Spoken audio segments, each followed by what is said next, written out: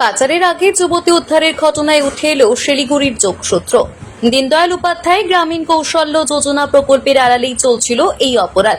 শহরের eastern bypass এলাকায় একটি বাণিজ্যিক ভবনে অফিস বানিয়ে সেখান থেকেই চলছিল চক্রের কাজকর্ম। স্বাভাবিকভাবেই প্রশ্ন উঠছে, উত্তরবঙ্গে কি ফের সক্রিয় নারী পাচার চক্র? জানিয়ে উত্তর খুঁজতে শুরু করেছে পুলিশ।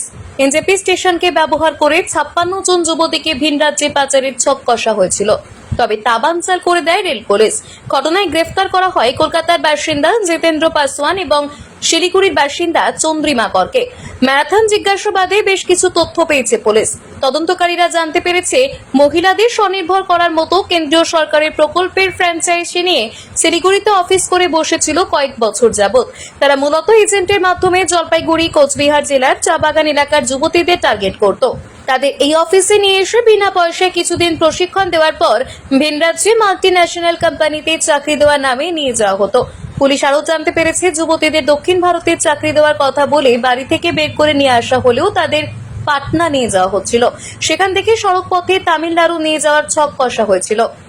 জেরায় মুখে ধৃতরা যদিও এখনো কেন্দ্রে প্রকল্পের ফ্র্যাঞ্চাইজি সহ স্বেচ্ছাসেবী সংগঠন সংক্রান্ত কোনো কাগজপত্র দেখাতে পারেনি। এই ঘটনায় পুলিশের নজরদারি নিয়ে প্রশ্ন উঠছে। বাইপাস এলাকার বাসিন্দারা তুলছেন সেই প্রশ্ন। এটা ভয়ঙ্কর বলতে দেখেন, এখন যেভাবে মেয়েদেরকে পাচার করছিল সেটা আমরা খবর সূত্রে যেটা জানতে পারি, 56 জন মেয়ে সেটাকে নিয়ে যাওয়া হচ্ছিল বিহারে এবং বলে নিয়ে যাচ্ছিল ব্যাঙ্গালোর।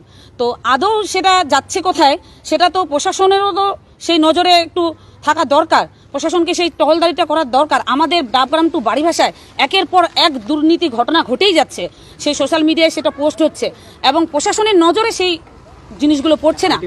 ঘটনার জাল বহুদূর রয়েছে বলে মনে করছে রেল পুলিশ। ধৃতদের আদালতে তুলে 6 দিনের জন্য নিজেদের হেফাজতে নিয়েছে পুলিশ। ঘটনায় ভারতীয় ন্যায় সংহতির 143 নম্বর ধারায় মানব পাচার আইনে মামলা রুজু করেছে পুলিশ।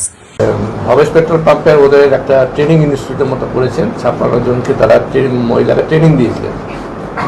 ট্রেনিংটা হচ্ছে হোটেল ম্যানেজমেন্ট, কিন্তু কাজ দেবেন কোনো একটা মোবাইল ফোনের কারখানা। এই সন্দেহ হতে আরপিএফও সন্দেহ করে, বারবার জিজ্ঞাসাবাদ করে ওরা স্টেটমেন্ট এক সময় এক এক রকম দিতে থাকে।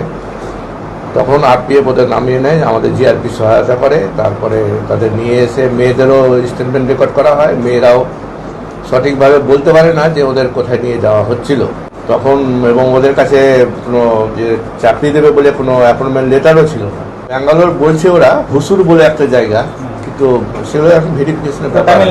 হ্যাঁ, ভেরিফিকেশনের ব্যাপার আছে। আমরা হিউম্যান ট্রাফিকিং বলেই আমরা এটাকে কেস করা হয়েছে এবং সেই মতো ওদের দুজনকে কোর্টে ফরওয়ার্ড করা হয়েছে। এদিকে উদ্ধার হওয়া যুবতীরা জলপাইগুড়ি, আলিপুরদুয়ার, কোচবিহার হওয়ায় সেখানকার জেলা পুলিশের ভূমিকা নিয়েও প্রশ্ন উঠছে। এই প্রথম না, এই চক্র আগেও একবার যুবতীদের ভিন রাজ্যে পাঠিয়েছে বলে পুলিশ জানতে পেরেছে। তবে জেলা জুড়ে নারী পাচার চক্র মাথাচাড়া দিলেও কি কারণে জানতেই পারল না পুলিশ, উঠছে প্রশ্ন। শিলিগুড়ি থেকে মোহন কর্মকারের রিপোর্ট, পাহাড়িয়া টাইমস।